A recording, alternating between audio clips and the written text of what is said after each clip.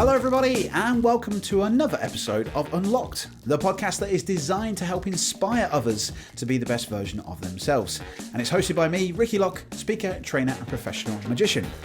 This week, Jeff Way joins me for a conversation about his book, Stuck, Now What? If you are in a career and you're feeling a little bit stuck and would love to reignite your passion, then this is the conversation and podcast for you. Not only is it a great episode, but also Jeff has kindly offered 2 signed copies of his book to 2 lucky winners of this podcast. And alongside that, I'm also going to be giving away 2 of my Unlocked podcast notebooks as well. So if you would like to win a signed copy of Jeff Way's book, Stuck, Now What, and one of my Unlocked podcast notebooks, all you have to do is 3 things. The first thing is take a picture or screenshot your device listening to this episode and share on your favorite social media platform. It could be Instagram or LinkedIn. Secondly, all you need to do is tag Jeff Way and me, Ricky Locke, on the social media post. And thirdly, put the hashtag Unstuck, UNSTUCK. It is a combination of unlocked and stuck. It's a conversation that me and Jeff had yesterday that we love that hashtag. And that is all you have to do. 2 lucky winners will both win the signed copy of Jeff Way's book and my Unlocked podcast notebook. We will announce the winner next Wednesday, the 30th of June 2021. And all you have to do is those 3 things. Good luck to all of the entrants. And without further ado, enjoy this episode with Jeff Way.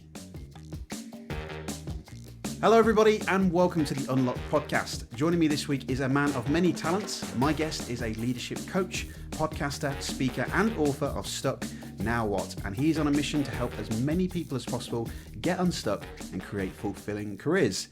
Welcome to the show, Jeff Way. How you doing, buddy? I'm super well, Ricky, and thank you for your really warm and kind introduction there. It's great to be able to spend some time with you today. Thank you very much. I was going to put keen runner as well, because I'm amazed by your marathons as well that you've done. But I thought we'll probably get onto that into the conversation. But it's a pleasure, mate. Thank you so much for coming on. And as I always do, a big credit to everyone, how I meet people. As we know, we both share some mutual friends of Scott Leaper, Rory Kelly, and obviously who we both love, Kirsty Mack. So thank you to those guys for obviously introducing me to you. I think it was in a clubhouse room. We knew of each other. We met at some events last year. And then I thought, right, well, let's just actually take this and have a conversation. And it was a really great conversation that's led us to this point today. So, Jeff, I think for the followers and all of the listeners today, although we've done a little bit of a brief intro, tell us who you are and what is it that you do? Oh, it's the $64,000 question, isn't it? When we're posed by somebody else to articulate what it is we do. And straight away, what runs through my mind is a whole host of labels that I perhaps fall into the trap of attaching to myself in terms of who I am and what I do. I'm going to keep it really simple and say I'm a husband, I'm a dad, I'm a son. I'm curious about people. And my curiosity really is around understanding what they do and how they do it, and then seeing if I can help them. And I suppose I've fallen into the learning and development, leadership, coaching space for many years now, which has become a passion for me and energizes me beyond belief. And more recently, as you've kindly pointed out, I am a published author, which it was on the bucket list and it has got a big tick next to it. And it'll be a blue tick in my eyes, because the book is a fantastic book. I've recently shared it on LinkedIn and social media a couple of weeks ago. It's a fantastic book. Jeff kindly sent me this book. It's called Stuck, Now What? And it's a lovely bright blue colour, which is a funny story in itself, because you shared with me, didn't you, that this isn't a colour that you would have necessarily gone for, I believe. Is that right? I support a football team that wears red and their rivals wear blue. I've always liked red for obvious reasons. But then when we got down to the nitty-gritty of creating a book cover, as much as I wanted the white cover with the red writing, when I shared it with a select group of people, pretty much everybody said the blue, go for the blue. And I suppose in hindsight, I was going with a white cover and red writing, because actually when I looked at my bookshelf, there was a lot of books with either a white cover and red writing or white cover and black writing. So that's what I was drawn to as a reader. But if you want something to stand out, go for something a little bit different. And we did play about with yellow, because yellow is quite unusual from a book cover perspective, but it just didn't really feel right. So I went for this bright, bold blue, which, yes, it's dotted all over the house as a result of that. Well, I think it's a fantastic book, and one of the reasons that we wanted to get you onto the podcast was to have a discussion about this, because this podcast is designed to kind of inspire people to live the best version of themselves. And this book really is, it's in relative to that, because it's really there to help people with a fantastic model in it, which we'll cover later on, that will help inspire people to kind of get unstuck and live, a fulfilling career, which in turn will live the best version of themselves. So that's why one of the reasons I wanted to get you on there. But I'm conscious that before we take a deep dive into the book, I'd love to find out, what was the spark, even, Jeff, that made you write this book? I know that in the book you share about the story about you had a catalyst of change in 2009, but tell us a little bit about that journey. What made you start to change direction for yourself, which has then later led to creating this book? Yeah, there was a couple of things, Ricky, that were driving that shift in thought, and then ultimately leading to change and taking some different actions. I found myself working in a really good place. I worked for a company called M&S Money. It was a big organization, 1,500 people on the head office side that I worked in. I'd been in learning and development for 6 or 7 years. I like to say I traveled the globe. What that means is I went pretty much everywhere in the UK and India 5 Great. times. Fantastic. And I met some wonderful, wonderful people out there. And what I'd said to myself, and probably said to many other people, was I'd pretty much done everything I wanted to do at M&S Money in terms of learning and development. And there was nowhere else for me to go other than head of learning and development. And I knew in my heart of hearts that actually the lady who was my boss, a super boss, one of the best bosses I've ever had, wasn't going to go anywhere soon. So that left me with a choice. I either carry on doing what I was doing, and like I say, it was a great place to work. It rewarded me well, but actually didn't fire me up once you'd done all those things you want to do. I didn't have the same energy. And there was people coming through that were a bit younger than me, hungrier than me, and I made a conscious decision. I had 3 or 4 people that I was responsible for in terms of management, and I said to each and every one of them, I would like you to get into a position where you can do what I can do. There's nothing special about me, but in terms of that next level up, I am your ceiling. I am in your way, so I'll do everything I can to get you to a point where you can do what I can do.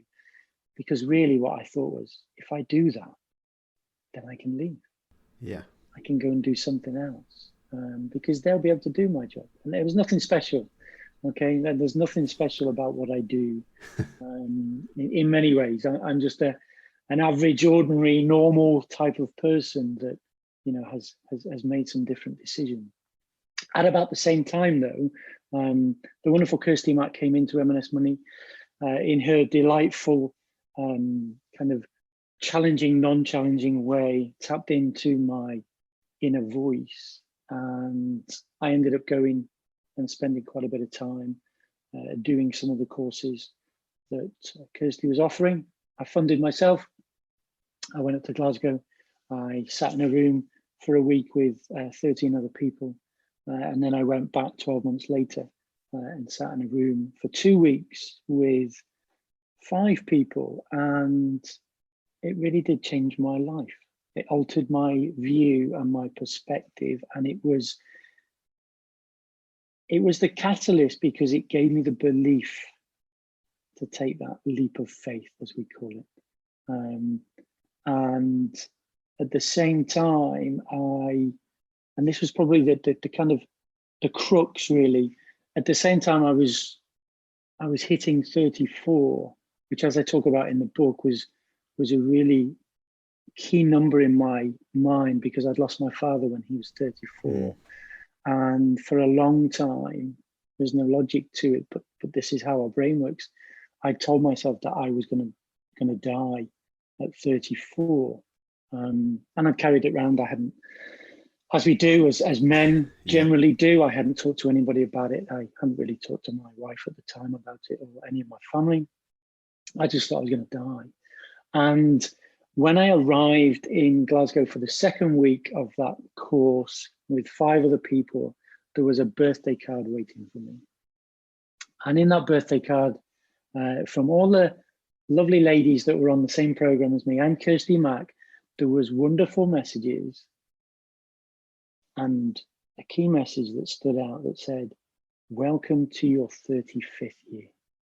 And that, when we talk about life changing, that was a real life changing moment for me, because what dawned upon me there and then as I read that was, I was now living that part of life that A, I didn't think I would, but B, my father didn't. And I've been very clear about the decisions that I've made in my life since then, because my view is, this is the life that my father never got to live. So the least I can do is make the most of it and get out there and have a bloody good time. So there we go. It's a powerful belief, and thank you for sharing that, Jeff. I can't imagine that it's ever easy sharing that, but what a powerful belief to carry with you. I guess that was for, did you say most of your life? Yeah, I did. I lost my father when I was 7. So certainly through my school education and then into further education. Yeah, I would say I carried that around with me for 20 odd years, and it was hard. Yeah, I imagine. Yeah. What a powerful, though, catalyst, as you said, with that birthday card, and it mentions it obviously into the book, but I've experienced things not as probably as powerful as that, but those light bulb moments where you just get it and something happens, and I fantastic for you to then start living this new chapter in your life, which I think at that point you then start to make that journey into, I think it was in a quote, isn't it, in the book, which is, "This is work, yet this isn't working." And I think from that point on, you then decide to say, right, I'm going to go off on my own and inspire other people. So tell us quickly a little bit, a brief, how did that happen from that point? I'm smiling because I came back from that course with Kirsty in October 2009. I handed in my notice and I left in January 2010. And I was full of energy. I was full of ideas. I was full of excitement. I'd set up my business. I started having conversations with people. I had a website there. I had a funky business card. I was ready to take on the world, and I was just hoping that they were ready to receive me. But it didn't quite work out like that. It didn't quite work out like that. I thought it was going to work out really well. In that first month, in January, I did 2 days work with somebody that I used to work with, and I earned in 2 days what I'd earned in a month for M&S Money. And I thought, yes, this is great. And then from then on, it went downhill. And I don't mind sharing this with people, Ricky. I fell flat on my arse. I failed miserably many, many, many times. And I tried lots of things and it just didn't work. And one of the biggest lessons for me was connection and my network. And as excited as I was to be out in the big wide world, doing my own thing, living my life, putting my stamp on, the globe, pretty much everybody I knew was still back at M&S Money. And they were all there going, yeah, great, well done, well done. And again, I talk about it in the book. There was 2 people that stood out for me. There was an older manager coming towards the end of his career. And he said, you know what, Jeff, I wish I'd taken some more risks earlier in my life. Because things would have worked out differently. And then there was a lovely lady who I'd worked with many, many times over the years who said, I've only got 15 more years to go until I retire. And I was energized by both, but at the same time, it just didn't work out. But in many ways, sometimes we have to have a go at things, and we have to take that leap of faith to see what happens. And I truly believe if I'd not done that in 2010, there's no way on earth I would have entertained the idea of setting up another business in 2014 when I was made redundant from Phones for You. It just wouldn't have happened. So everything that happened in the kind of 12, 15 months of me running my own business, which was tough and lots of life lessons in there, served me well when it came to being made redundant in 2014, because whereas a lot of people were struggling and were like, what do I do? I was like, I can do this. I can deal with this. Actually, this is the opportunity that I wanted. And because of the experience, I was able to look at it differently. Wow, fantastic. Well, Jeff, I think one of the things that I love about you is the book is a fantastic book, which I'm truly grateful for you for sending. And I think I left it on my review, which was, I wish I had this book 10 years for me, because you talk about this in the book and the examples you just shared there about, I've got 15 years to go. Oh my God, it's that whole thing for me about coasting. And that's what kind of really resonated with me. I feel like I coasted for probably like the last, probably say 5 to 10 years of my career. And I wish I had this book, because it would have just helped identify the things that were really, really important to me. But you just naturally follow the herd, don't you? You follow the hierarchical chain. You do what's the natural, hierarchy chain. And I just never was fulfilled. But I think for so many years I've had blinkers on. I've shared this on other podcasts that I'm now obviously in my 30s, but I wish I'd have known about stuff like this when I was at school, So I think that one of the things I want to talk about is obviously the book, but I think it's also a very great addition for obviously younger people as well, because I'd never had any of that at school. You're just told at school to leave school, go university and get a job. But what about doing what's really, really important to you, mixing in with that value? So before we talk about the value story, because we'll go off on a big tangent on that, tell us about Stuck. What is it? What is the book? And why did you write this book? Well, you've already alluded to what the original working title was. So in March last year, I went down to meet with Layla and Ali from Learn Publishing.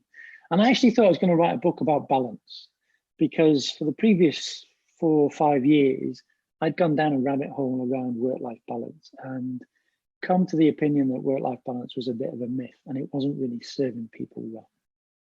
I'd been off, I'd spent weekends writing, and I've been on writing courses, and in my mind I'd written half the book. But when I got down there and spent 4.5 hours with them, on the train back home, because we'd just gone into lockdown for the first time, we had a working title, and the working title was, "This is work, yet it's not working." And it was supposed to be a clever play on, this is what people call work, but my goodness, in a lot of cases, it's just clearly not working. And I was rather pleased with that, because I like a little bit of mystery. And I thought, yes, there's something there. But I think if you have to explain it too much, then you've missed the point of the title. Yeah. And I had loads of kind of thoughts about it, and I got excited about it. But the reality was, at the start of the writing process, I just put it to one side. I had a framework, I had a structure for my book, and I just wrote, because I was going through lots of kind of, is this any good? Will people read it? As we normally do. I just got on and I wrote and I wrote and I wrote. And then when we got towards kind of the end of the first draft, which went in last September, I need a title. I'm not comfortable with it. And I came to the idea that actually the book was about helping people, helping me, who were stuck. And you talked about having this 10 years ago. I in a strange kind of way, I wish I'd had this book 10 years ago. Yeah. I wish I'd had it 10 years previous, because I would have made some different decisions then. And I like to kind of provoke thought in terms of what I do. So I've said I do a lot of kind of leadership coaching, those types of things. And so the now what is in many ways is the voice of Kirsty Mack saying, okay, you've shared this with me. What are you going to do? Yeah. And she never used the words now what, but she would often say to me, so what have you decided? Mm. And I'd be like, I haven't decided anything. Oh, it's fine. Take a little longer, she'd say. Yeah. You meander around, you think about it. And she knew it was kind of winding me up a little bit. And I'd be like, I'm going to do this. She'd go, yeah, that'd be a good idea. And I'd be like, all right, I'll do it. Yeah, go on then. She said, go on, do it. And said, so it was an amalgamation, really. But it was a kind of a look back into my past around, actually, I found myself stuck many, many times. And actually, I was thinking about this before we spoke today. I think we find ourselves stuck more often than we realize. And when you talked, Ricky, about being unfulfilled for maybe the last 5 years, I think a lot of people find themselves unfulfilled in what they do, but they don't really know what to do about it. And often they don't know what to do about it because rightly they start with where they are now. And they look at their family, they look at their mortgage, they look at their circumstances, they look at their circle, and they think, if I want to move to the side here, that's going to have an impact on all these things here. So better to almost suck it up and stay where I am than do anything about it. And Seth Godin talks about this in his brilliant book. It's only a short book called The Dip. Okay. And what it is because we've already made an emotional investment into the role that we're doing, we tell ourselves, I don't want to be the new starter again. I don't want to start from scratch. I don't want to be the beginner. But actually, what served me really well and what I hold at the front of my mind all the time now is this beginner's mindset, because it's okay to be a beginner. Because when you're a beginner, you're curious, you've got lots of questions. And if you're bold enough or courageous enough to ask them, then you'll find answers and that can help you move on. So that's how Stuck came about. The publishers, any publisher that you work with will always tell you to hone in on a particular market or niche. I've worked in the corporate space, so it makes sense to write a book for people in that corporate space. And I was one of them that was stuck. On reflection, and what lots of people have said to me is actually the framework within the book can actually be used in a number of areas and not just for people that are stuck in their career. And that fills me with joy, but that also gives me hope in terms of what I might do next. Yeah, absolutely. Which fits with your vision, doesn't it, about helping people, create fulfilling careers and get unstuck. There's lots of questions here that circulate around my brain here about this idea of acceptance, where, one of the questions which you've kind of answered already, I was going to ask you, which is why are so many people stuck? And you're absolutely right. There comes this place where people just accept it. And I've had countless arguments with my brother where he actually said to me, well, you live in this airy fairy world where you think everything's possible. And I think, well, yeah, absolutely. I don't think of what if this goes wrong. I think, what if this is the best day ever? Or what if this goes really well? And he has a job, I won't say just in case they're listening, but he has a job and, he just moans and moans and moans. So I said to him, so leave. And he got really defensive about it because it's quite an emotional investment into it and went, yeah, it's all right for you, Ricky, you can say that. I said, but why would you stay at a place that does not make you happy? It's not fulfilling your dreams. It doesn't fit with your values. Why do you do it? He went, because it pays the bills, Rick. And that's the common thing, like you just said there. That's why people just stay stuck. Because there's that fear, isn't there? And I often think about when you're a child, we would learn how to ride a bike. We would fall off. We'd get back on and we'd carry on. We'd learn a new skill. We fail at it, then we carry on and we get better. But for some reason, when we become adults, we just lose that innocence and that confidence to try new stuff. And there's a thing here that's linking. My brain's now fired here now, Jeff. You've kind of inspired my brain now. I'm thinking about have you heard of the David? I think it's David Heiner and Andy Cope have this thing about rhinoceroses and cows. Have you heard about this? No. Cool. Okay, so this is quite relative to the book about those people obviously making a vehicle for change, which we're going to share in a second. And he has this great phrase, which is, I think it's by Alexander Scott. I can't quite remember, but I'll have to find out. And it's sort of about the 2%ers who actually do stuff in the world. And there's two animals. So if you think about a cow, many people, like 97 to 98% of people who are cows, they will follow the herd. Yes. So they eat the grass, they moo, and they moan about it. Then you've got the rhinoceroses, which are the 2%. They just charge towards goals. And it's this difference about the 2%ers really just go for it. They create that goal, they create that vision, and they just go for it. Where I'd probably say my brother, unfortunately, is a cow, which is terrible. I hope he doesn't listen to this episode. But that's fine. He's happy with that. But it's about that acceptance, isn't it? But why do we get stuck? And why do we forget, why do we take fear and why can't we conquer fear and adversity? What's your thoughts on that, Jeff? Why can't we be a bit more braver? I think in the future we will be. Everything points to that. So the generations coming through, and I'm not going to label any of those generations because I don't think that's particularly helpful. But I think because more people, either from the generation before us or our generation, have started to go against the grain, that in the future we'll see a shift. A lot of it goes back to conditioning. I was conditioned to get a job, pay the bills, get promoted if you're lucky, move on to the next one, and so on and so forth. I think the challenge now is for a lot of people going into the corporate working space, they don't have that fallback of a pension, like the lady that said she's only got 15 years to go. And actually they're not subscribing to the old map of the world that says you stay here for 2 years, you do your time, then you get promoted. That's how it works around here. People are a bit more kind of tuned into, hang on a minute, why would you want to do something that makes you absolutely bloody miserable and just to get paid for it and then go and do the same again, the next day? There's something that Gavin Oates says about, there's a lot of people out there that lose their Sunday to their Monday. And what he means by that is they get that feeling in their gut on a Sunday that says, oh, I've got to go to work on a Monday. That's an indicator that they're stuck.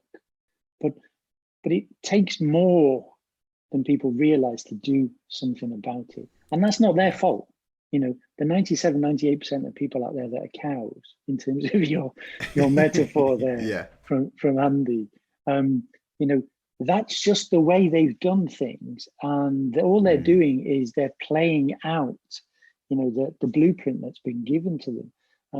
It takes courage to go against the grain, because ultimately then you stand out. And a lot of us are not conditioned to stand out. I talk about this, the classroom situation. The child that gets a question wrong in front of 30 other kids, 7 years of age. Kids are brutal, but they don't mean to be. Yeah. But that can influence people for a long time. To not want to step out. And so I do think there's hope in the future. But right now, I think it's having that realization that we're conditioned that way. But if we're curious enough to want to do something about it, there's a lot more that we can do now to actually bring about that change. Yeah, I totally agree. I remember lots of stories about when I, very similar to you, Jeff, I was made redundant. And I remember telling people, yes, I think I'm just going to go be a professional magician, start some speaking, training and all that. And I remember my mum saying to me, well, how are you going to pay your bills, Rick? I went, what? How are you going to pay your bills? I went, like a plumber pays their bills, mum, self-employed, But it was because of the belief system that's just how she was brought up. You were brought up to leave school, go get a job, and that insecurity and that danger of, but what if you don't have any work? Well, then I have to find work, mum. But there's a difference here, and I always think back to the rich dad, poor dad thing about, a job is JOB, which stands for just over broke. And when I think about the self-employed, there's this mountain. The self-employed mountain is the hardest mountain to climb in the world. It's difficult. You fall down, you fail, like we've shared in our businesses before. But once you get to the top of that mountain, it's the most desirable view in the world. And if you're prepared to just sometimes fail, fall down a little bit, then it's worthwhile. But I think people just, it doesn't feel desirable. I think that's why people feel comfort. They stay in that comfort zone, like my brother, and just go back every single day. But I always think about, it's actually on my vision board just here, this one here. I'm pointing. For all the listeners, they can't see this, but I'm pointing. I'll just turn my mic. Here we go, Jeff, for all the listeners. So one of my favourite quotes is, one of the saddest things in life is to get to the end and look back in regret, knowing that you could have been done and had so much more. Seamless that was, Jeff, wasn't it? I'll edit that bit out, but But I think that's a really fascinating quote to me, and I've really switched on a light bulb in my mind over the last 12 months, thinking about perspective and thinking about there has been lots of people that have passed away over the last 12 months. And when I think about even my own relatives that passed away last year, me moaning about bills and going to work or whatever, I'm sure that they would love to swap with me right now to still be here with their family. So why am I moaning about those insignificant things, and why am I not living my life to the best I can? But I appreciate, as we've said, Jeff, there are plenty of people out there that's probably feeling this, that they're getting this, and they're like, yes, I know a lot of my listeners are solopreneurs, or they have side hustles and they're not fulfilled in their main career, and they probably want to aspire to go do that side hustle, or even just pack up completely and go into another job. And the book is a fantastic, it's like a Bible for this as well, because there's a huge portion in this book which is obviously related to the 6 V's, which is a fantastic framework for anyone that is feeling stuck, that wants to kind of pursue their dreams and that fulfilling career. But I'd love to, let's explain, Jeff, I guess, to the audience, what is the 6 V's? Where did this come from? First of all, I love that you compared it to the Bible.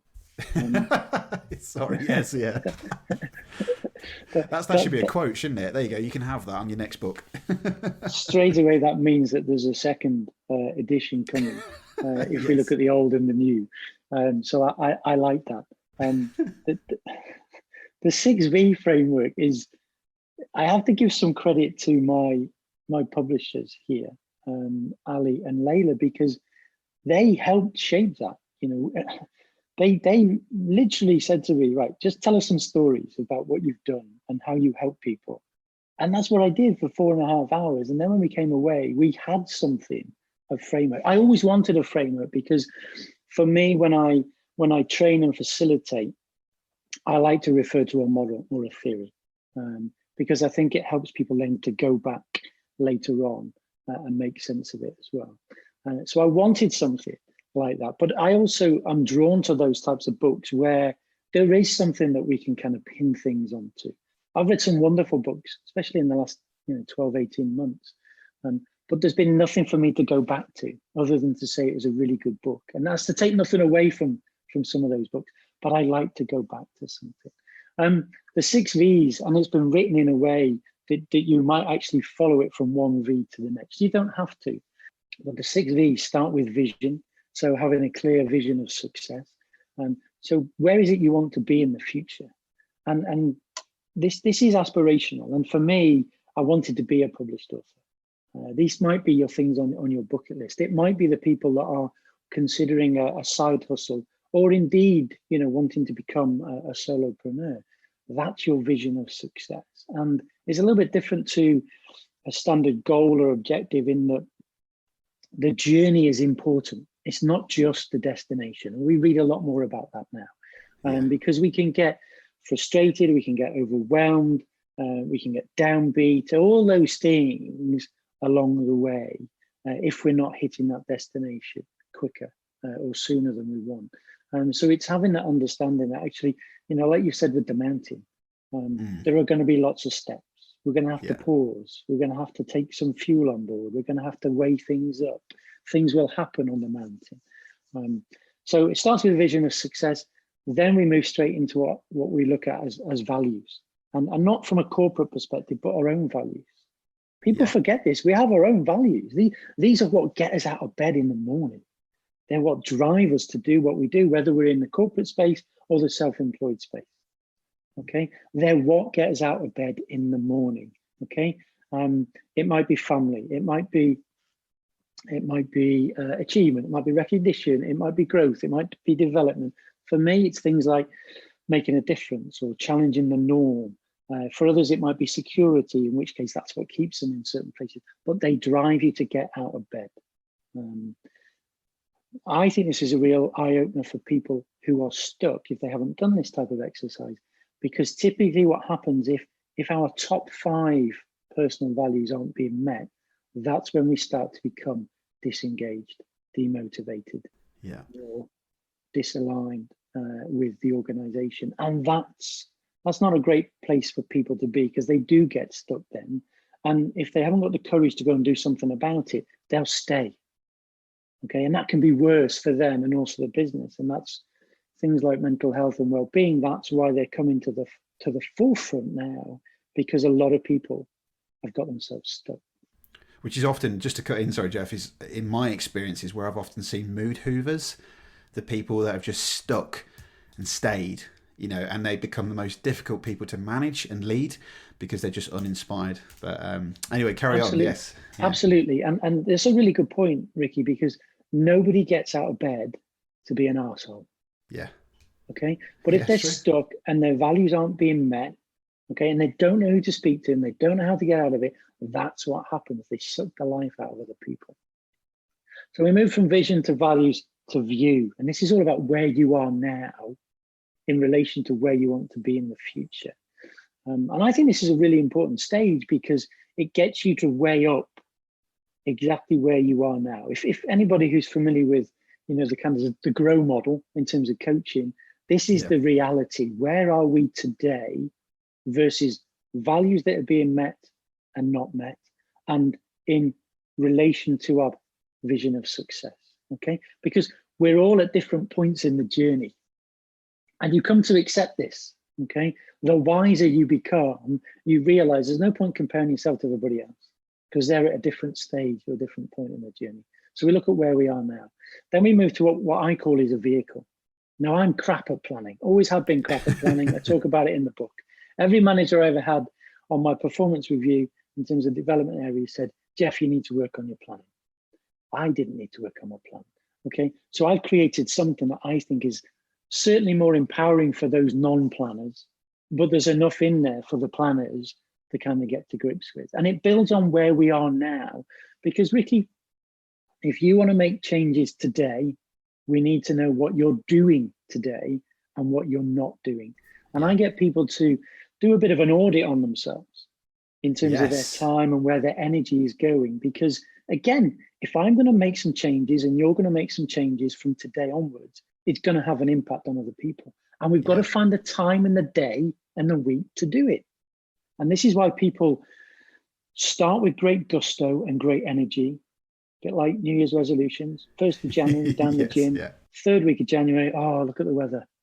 Oh, so-and-so's not going, I'm not going. Okay, it's because we don't look at what else is going on in our life. And I think the vehicle is really important. We move from vehicle then to what I called valor, okay, which is about being valiant, being courageous. It's about being bold. It's about stepping outside of the comfort zone. But there's different scales. It's starting with the least scary stuff. And actually the key in a lot of this, a lot of change, is taking the first step. There's no point, getting too excited until we start to take those first steps. Once we take the first step and then the second step, we have momentum. Once we've got momentum, we're on the way. And a bit like anybody that's ever been on a diet, that's got 3 or 4 weeks into a diet, what do? We look back at where we were and we say, I'm not there anymore. I feel great. Let's have a Kit Kat and a glass of wine or whatever it might be. All right. But then we slowly get sucked back in if we're not careful. And so it's important to keep revisiting our acts of valor or courage, because once we've taken one scary step, it tells us that it's okay. We've survived. We're alive. We can take another one. Yeah. And then the final V is what I call voice. And this is a 2-part finish to the framework, really. One is the internal voice, which I talk about, and I reference the work that Steve Peters has done with the chimp paradox, which is a wonderful book, and he's a wonderful guy. It's the inner voice in terms of how can we reframe some of those things that we tell ourselves, which aren't particularly helpful, and reframe them in a more positive way. But then the other part of voice, which only came to me as I was going through the course of last year, as I was invited into some of those spaces that you talked about, by Kirsty Mack and Scott and Jim McNeish and some of the others. And this is how to create a personal board using Carl Jung's archetypes, which for me, again, is a real game changer, because if you want to go and do these things, we tell ourselves, it's scary, I'm on my own, there's nobody else to support me. Well, that doesn't have to be the case. If you spend some time looking at who you might know, who could go onto your personal board, and this is never about phoning them up and saying, oh, by the way, you're my king or queen, or you're my yes, warrior. I'm a magician. Yes. Yeah, or my magician. Ricky, you're my magician. Okay. Or you're my sage, or my friend or lover, and people thinking, what's all that about? Yeah. What? This is a simple exercise, getting you to think about the types of people. And I've been wonderfully supported on this journey by different archetypes who have fulfilled different roles when I've needed them to do that. I think there's enough challenge and exercises within the framework to help people to take some of those initial steps. Again, once people start to take the initial steps, that's where we get momentum. Yeah, and you've said that so fantastically well. So thank you, Jeff. Yeah, I think there's a point in the book that you talk about that the common link is about the long game, and that's it. You mentioned it so well there about the step. It's taking that first step. I think sometimes we associate the bigger picture of, oh, wouldn't that be nice to get the best job of my life? But it's just a small step. It's not going to happen overnight. It's about taking that first step and doing things, and in momentum, like on a diet, it will then happen, won't it? And there's a kind of thing here, isn't there? Thinking about, well, there's three things here that's made my brain think here. The values piece was a massive piece for me.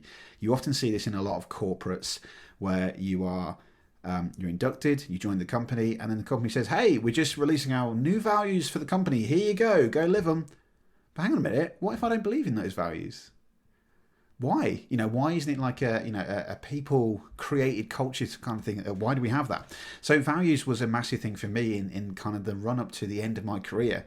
There was a point where I said to my boss, I think I'm going to leave because my personal values of autonomy, belonging, creativity, and just the freedom to go inspire as I wanted to was not happening. And it just made me feel my behavior was driven from those values. So my behavior started to go the opposite way. I didn't want to get out of bed. I'd end up being late. I couldn't be bothered. And that kind of went into that downward spiral of, I think I need to leave, because it was not making me feel like I belonged anymore. And that was just because a new company had bought the company, didn't understand the company, and it was just their way or the highway.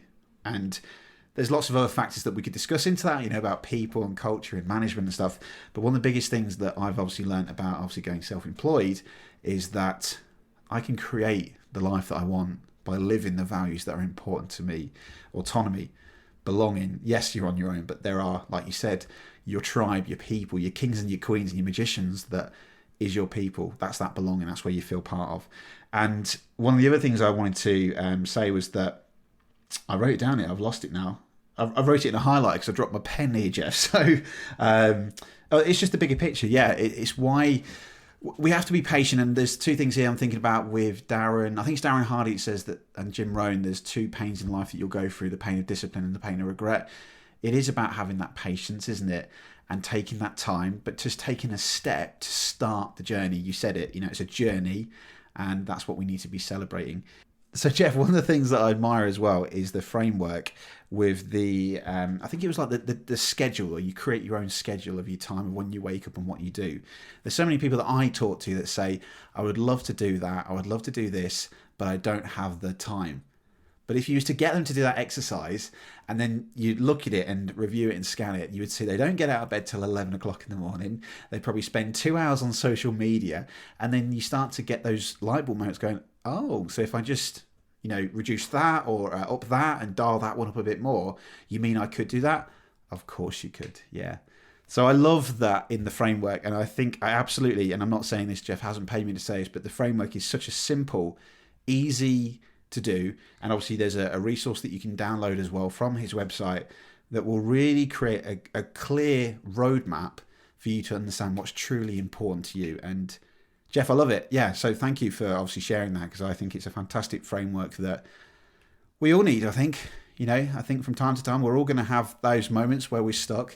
And I think over the last 12 months we've probably seen a lot of people that are stuck because of the unfortunate circumstances that have happened. So Jeff, I'd like to ask you a question as we kind of wrap the podcast up. For those people out there that are feeling a little bit like we've discussed, a bit like your journey and my journey, a little bit stuck, what's the simplest things that they can do or start to do right now to try to get unstuck? Well, other than pointing people to the book or the resources yes. that goes yes, to the book is just pause for a moment and get some thoughts down on paper. If whatever the feelings associated with being stuck are, when we start to write some stuff down, it'll become clear in terms of what they are. When it becomes a little bit clearer, then it provokes some different thoughts and some different conversations. It's okay to be stuck. It's having the awareness that says, I am stuck right now. I need to make some sense of why I'm stuck. And it might be values. I work a lot with organizations around values because they go through that process of thinking, these are our values. People don't work towards our values. And it's like, because they've got their own values. Okay. There's a phrase that says people don't leave organizations, they leave managers. I would actually say they don't leave managers. They leave because their values are out of alignment. And this isn't about organizations bending over backwards, trying to fulfill people's values. All they've got to do is understand what somebody's values are and then work with them. Because if they do that, people will stay. Okay, they'll stay a lot longer. They'll be a lot more committed. They'll be a lot more productive. I like the fact that you've alluded to the vehicle exercise, because in a lot of cases, Ricky, people have some kind of data or numbers associated with what they do in the workplace, but we don't have it at home. Okay, if you can see what time you get up, if you can see what time you go to bed, if you can see how much sleep you get, if you can see, when you're most productive in the day and get more stuff done, it gives you insight into where you might go and make some changes. James Clear talks about this in Atomic Habits. Okay, it takes a lot longer than 21 days to form a new habit. So we're dealing with the long game here, but we've got to understand as much data about ourselves to begin with as possible before we then go and make changes. Okay, my thought would be spend a little bit of time writing some stuff down, try to make sense of it, and then have a go at answering some of those questions or doing some of those exercises. Love it. Jeff, thank you so much. Well, Jeff, as I do in most episodes, I have a couple of questions I always ask my guests, and I've got 3 questions to ask you, Jeff. The first question is, what can we do to make a difference this year? I'm pausing because I want to phrase this in the right way. I think what we can do to make a difference this year is continue to reach out and have conversations with people more regularly, similar to what we did last year. And the reason I say that is the temptation, and we're seeing it already, is to get back to normal or to establish a new normal as quickly as possible.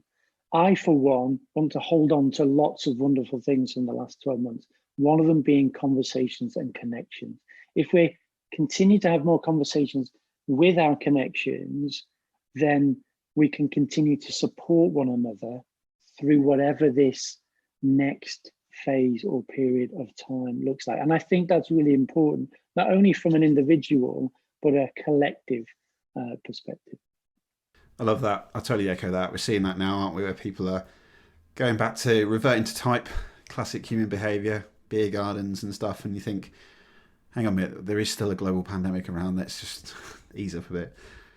Great, thank you for that answer, Jeff. And second question then is tips for living the best version of ourselves. As the podcast is inspiring to others to inspire the best versions of themselves, what tip would you give for people to live the best version of themselves this year? Okay, so I'm gonna say sleep. Okay, and the reason I'm gonna say sleep is it's such an important thing for us to do each day, and we overlook it, we undervalue it, but we know the difference when we've had a good night's sleep versus a rubbish night's sleep. And if people want to be the best version of themselves, then make sleep their number one priority. What was fascinating for me, just to allude a little bit, is when I started doing some research into things like priorities, actually priority started as singular. It was never meant to be plural. Yet how many people will run around saying, these are all my priorities today? If we can just focus on one priority, sleep, I promise you, it will be an absolute game changer. And if you haven't read Matthew Walker's excellent book, Why Do We Sleep? Then you ought to. Great answer. Thank you, Jeff.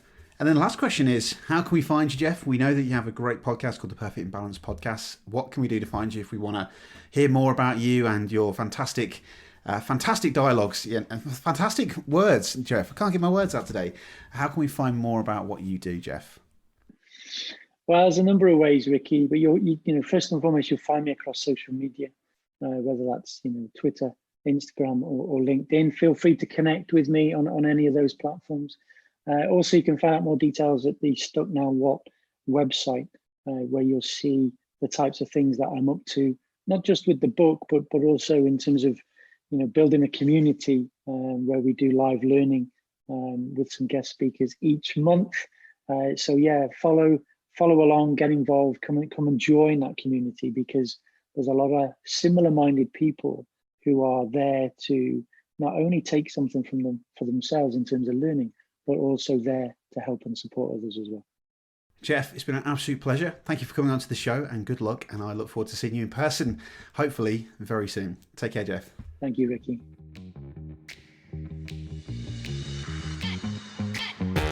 Well, there we go. Thank you so much, Jeff, for coming onto the podcast. It was a pleasure to talk to you.